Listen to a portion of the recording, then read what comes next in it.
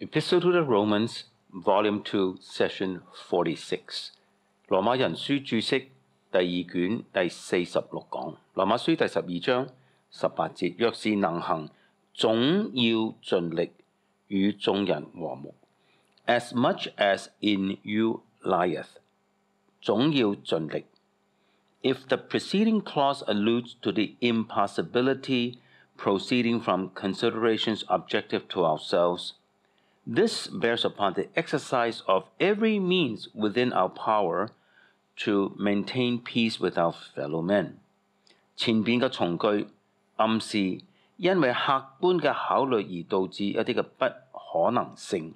呢度呢，就暗示着喺我哋力量嘅範圍裏邊呢，應當用盡辦法與眾人保持和睦。The responsibility for discord must to no extent be traceable to failure on our part to do all that is compatible with holiness, truth, and might。 絕對唔可以因為冇按着聖潔、真理同埋正直呢啲原則而盡力而行，而促進咗衝突㗎。This exhortation as a whole underlies the evil of indulging discord for its own sake, or when necessity does not demand it。 整個嘅勸告就強調着，為咗衝突而促進衝突，或者係不必要嘅衝突，係多麼嘅邪惡。Peaceableness of disposition and behavior is a virtue to be cultivated in our relations with all men. There is no circumstance in which our efforts to preserve and promote peace may be suspended。 心態上同埋行為上嘅和睦，係喺我哋人際關係上邊必須要培養嘅美德。任何情況之下都唔可以中斷對和睦嘅保持呢方面嘅努力。在任何情況之下都唔可以中斷對保持和睦呢方面嘅努力㗎。This is the force of as much as in you lieth。 呢個就係總要盡力嘅意思。On the other hand， 另一方面 ，we may never be at peace with sin and error。 我哋絕對唔可以與罪惡建立和睦。If peace meant complicity with sin or error, or if it encourages these, then peace must be sacrificed。 和睦嘅意思，假如係同罪惡同謀或者促進罪惡，呢種嘅所謂和睦係必須被犧牲咗嘅。If we are to love our neighbor as ourselves， 我哋必須愛鄰舍如同愛自己。And we may not refrain from the rebuke and dissent which may evoke his displeasure, but which his highest interest requires。 有時候必須為咗對方最高嘅益處而作出責備，呢個可能係令佢唔高興㗎。In verse 19, the tenderness of the appeal with which the chapter begins is here introduced in another form。 喺羅馬書第12章第1節，保羅作一個溫柔嘅呼籲。喺呢處第19節呢，係用另外一個方法講出呢種溫柔嘅呼籲㗎。In verse 1, the entry was enforced by appeal to the mercies of God。 羅馬書第12章第1節，保羅引用上帝諸般嘅憐憫或者慈悲去加強佢嘅勸勉㗎。Now, the apostle addresses his readers in terms of the bond of affection that unites him to them。 喺呢度19節呢，保羅就訴諸於佢同讀者之間嗰種親切嘅關係，去勸勉佢哋。保羅稱佢哋為蒙愛的，中文翻譯係親愛的 ，beloved。 He calls them beloved。 No form of address could bespeak greater love and esteem。 冇更好嘅表述去說明保羅對佢哋嘅愛心㗎。我哋睇一啲嘅經文。Romans chapter 16。verse 5, 9 and 12。羅馬書第16章第5節、第9節、第12節。第5節，又問在他們家中的教會安，問我所親愛的以拜尼土安。第9節，又問在基督裏與我同工的以巴奴，並我所親愛的士大古安。12節，又問為主勞苦的土非拿士和土庫撒士安。問可親愛為主多受勞苦的比色士安。Ephesians chapter 6 verse 21。以弗所書第6章第21節。今有所親愛忠心侍奉主的弟兄推基古，所親愛的 beloved。Colossians 1 verse 7。歌羅西書第1章第7節。正如你們從我們所親愛一同作僕人的以巴弗所學的。Chapter 4 verse 7。歌羅西書第4章第7節。有我所親愛的兄弟推基古，要將我一切的事都告訴你們。Verse 9 and verse 14。歌羅西書第4章第9節同埋第14節。第9節，我又打發一位親愛忠心的弟兄阿尼西姆同去。14節，所親愛的醫生路加和底馬問你們安。2 Timothy chapter 1 verse 2。提摩太後書第1章第2節，寫信給我親愛的兒子提摩太，親愛的兒子Philemon verse 1。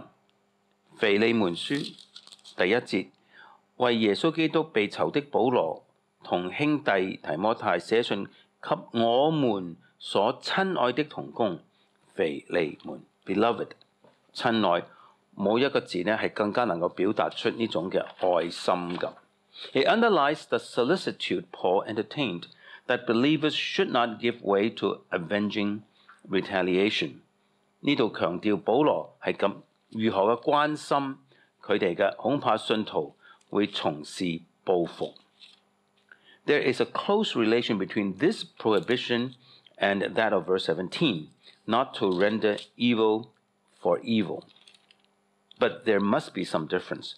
呢度嘅禁止係與第17節嘅係密切相關嘅。17節係講不要以惡報惡，但係肯定係有所不同㗎。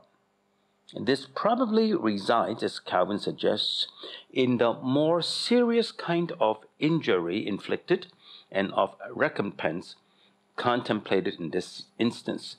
不同之處呢，正如加爾文所提議嘅，好可能係呢度所諗到嘅係可能造成更嚴重嘅損害，導致更大嘅賠償㗎。The fact that in conjunction with the restraint here enjoined there is the imperative added, give place to the wrath, indicates that it is proper to reckon with the retribution due, though we ourselves are not to execute the same。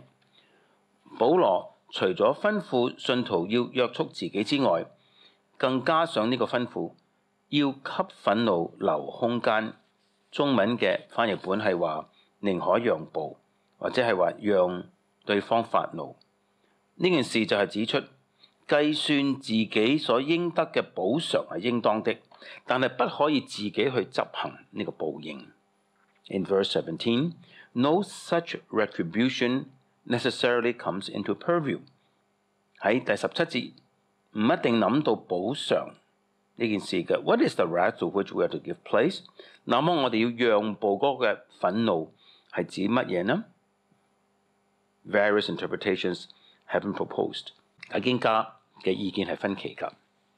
第一個解釋 ，One is that it is the wrath of our adversary。第一種解釋就係指對方嘅憤怒 ，give way to his wrath， 要讓步，讓對方發怒。If wrath is to have a place, if it is to be allowed scope, let it be that of your adversary, not yours。發怒假如有空間，若是許可的，那麼寧願係你嘅對手去發怒，而唔係你自己。Hence, let there be no place for your wrath。因此，不要為自己嘅發怒去留空間或者留機會。This view could derive some support from Luke chapter 14 verse 9。呢個觀點可以用路加福音14章第9節支持。Give this one place， 讓座給這一位吧。第二個觀點 ，Another view is that we are to give place to our own wrath。另外一個觀點就係我哋要為自己嘅憤怒留空間 ，give it time to spend itself，give it a wide berth，so that it may be dissipated。俾自己一啲時間，讓怒氣至終消失。Pent-up resentment is always liable to explode。倒在裏邊嘅苦毒，遲早係會爆炸嘅。A third view that might be entertained is， 還有第三個可能嘅觀點㗎 ，is that the wrath is that referred to in 13 verses 4 and 5。憤怒係指羅馬書13章第4同埋第5節所提到嘅 ，namely the judicial penalty exacted by the civil magistrate in the execution of justice for wrongdoing， 就係民官所判嘅刑罰，為咗行惡者所施行嘅公義嘅 ，refer to 13 verse 2， 參考13章第2節。The fourth view is that the wrath is the wrath of God。第四個觀點就係呢度嘅憤怒係指上帝嘅憤怒。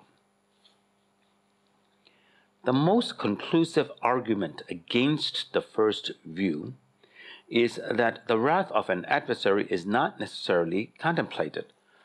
反對第一種嘅觀點嘅最有說服力嘅理由就係保羅未必係喺度諗到對方嘅憤怒㗎。This is an importation。呢個係從經文以外帶入嚟嘅概念嚟㗎。There could be numerous situations prompting us to vengeful retaliation in which the wrath of the person inflicting injury would not be a factor。我哋會有好多情況之下想要發怒報復㗎，呢啲嘅情況都冇對方發怒傷害自己咁嘅因素㗎。Hence, to adopt an interpretation that is premised on an arbitrary supposition is without warrant。因此呢，冇理由去採取一個建立在一個隨意嘅假設上面嘅解釋㗎。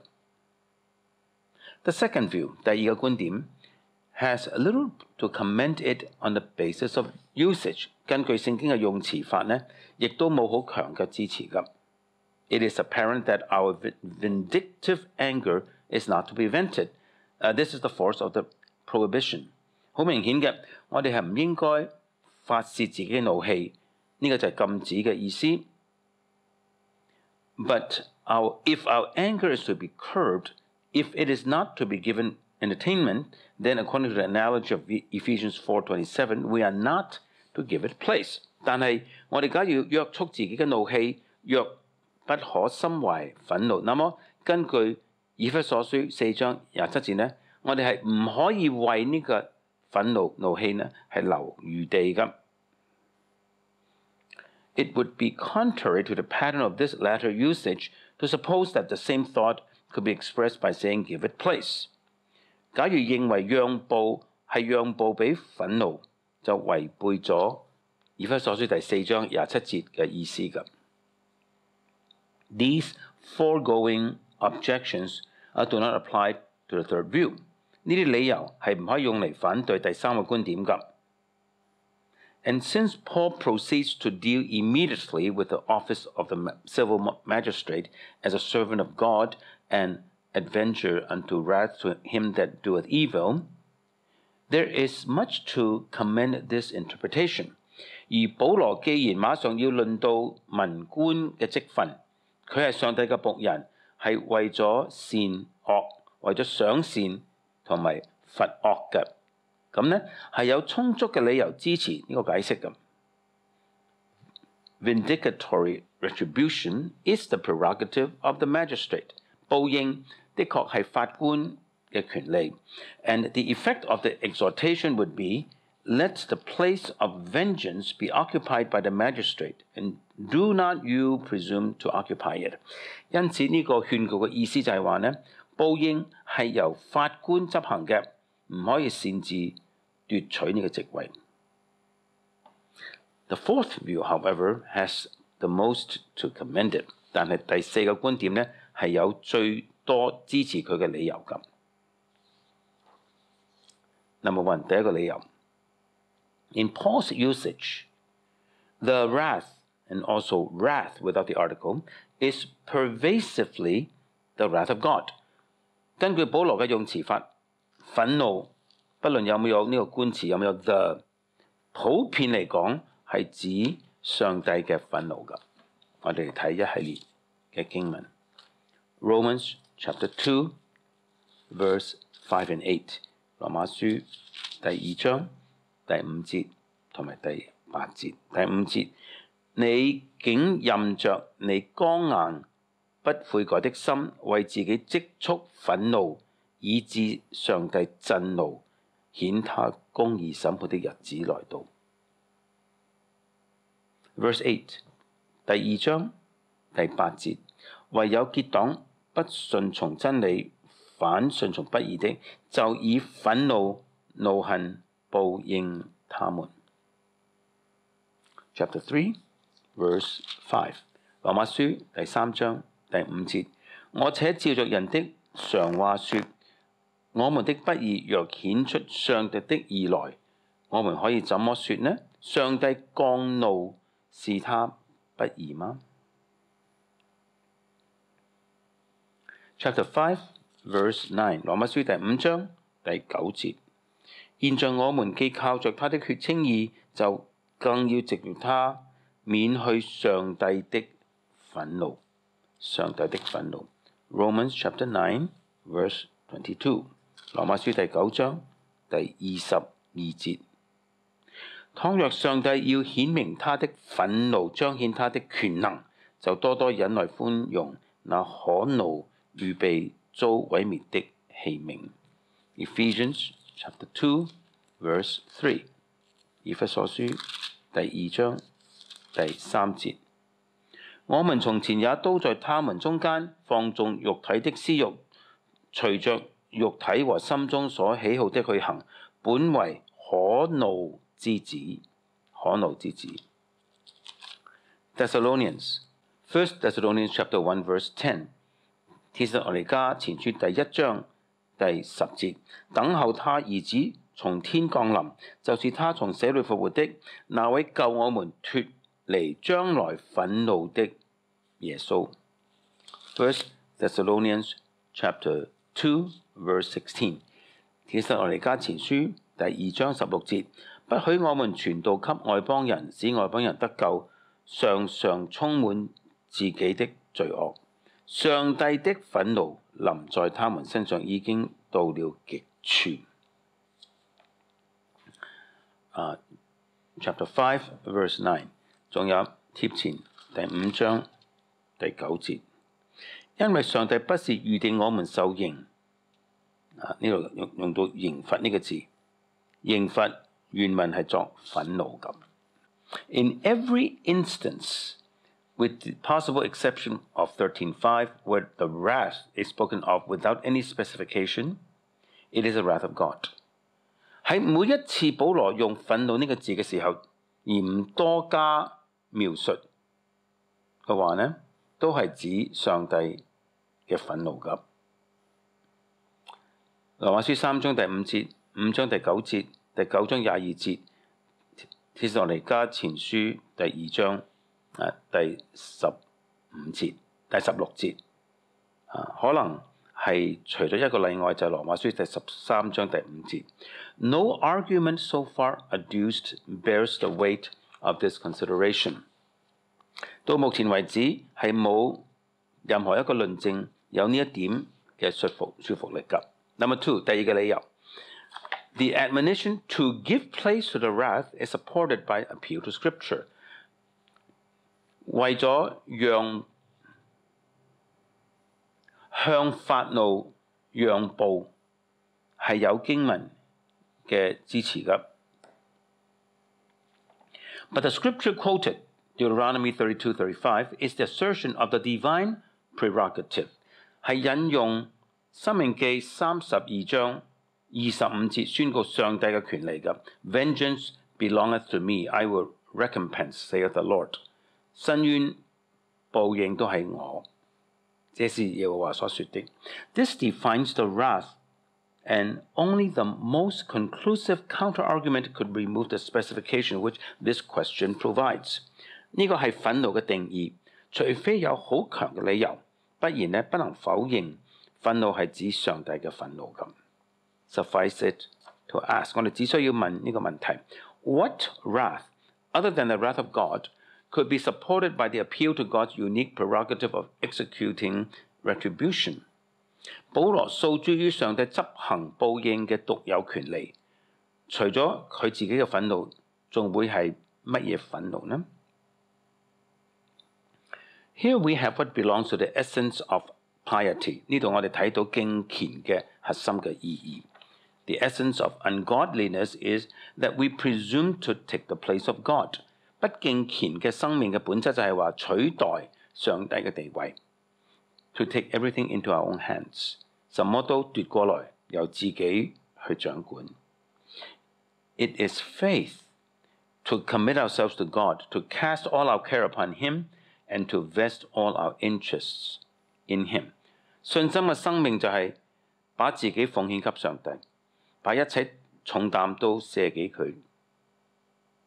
信心嘅生命就係把自己奉獻給上帝，把一切嘅重擔都卸給他，一切嘅利益都交託俾佢。In reference to the matter at hand, the wrongdoing of which we are the victims, the way of faith is to recognize that God is judge and to leave the execution of vengeance and retribution to Him。 翻到嚟呢一段經文討論嘅主題就係有人行惡，而我哋係受害者。憑信心生活嘅人會咁樣去處理，認定上帝就係審判官，一切報應都交俾佢，由佢執行。Never may we, in our private personal relations, execute the vengeance which a wrongdoing merits。 我哋喺人際關係裏邊絕對唔可以因為別人向我哋行惡而擅自執行報應。We see how the practical details of the Christian ethic reveal the soul of piety itself。 我哋睇到基督徒倫理喺實際生活上嘅細節呢，都顯出敬虔嘅本質㗎。How appropriate likewise is the word of Peter in pleading the example of Christ。 因此，同樣地，彼得訴諸基督嘅榜樣係非常恰當㗎。Who, when he was reviled, reviled not again. When he suffered, threatened not, but committed himself to him that judgeth righteously。 他被罵不還口，受害不說威嚇的話，只將自己交託給那按公義審判人的主。1 Peter 2:23， 彼得前書2章23節。Refer to Psalm 37:5-13， 參考詩篇37篇5到13節。我哋下一節繼續講，將呢個審判報應係交給上帝。